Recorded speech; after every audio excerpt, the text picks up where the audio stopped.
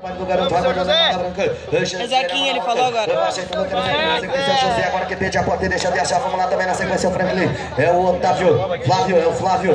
Ficando preparado na boca do Brete lá pra mim. É a ficha 12 que leva. Eu quero ver a pegada. Vou até no 16 nessa aqui. Já vamos lá pra voltar na alfa da outra lá. Já vão pra outra bateria. Já vão pra outra bateria da 17 em diante. Vai mandando o laço, ele vai cruzando. Leva o Mortinho. O Paguela é branca maneira. Na boca do Brete vai lá, né? Já passou o Zequinha ali, eu quero ver o Franklin agora, vamos lá também o Flávio. Aí ficando preparação o Flávio agora, o que tá acontecendo na boca do Brete, um pouquinho mais de agilidade na tabela, cachorro, peça os seus lançadores. Vai passando no meio da caia, vai tirando a armada ali, ó. Vai botando a cara.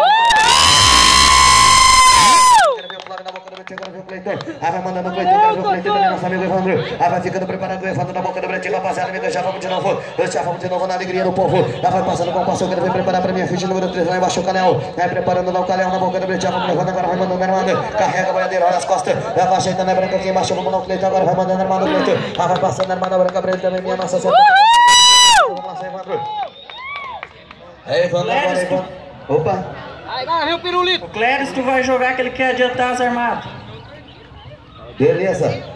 Vamos lá no... Ficha 2. Beleza.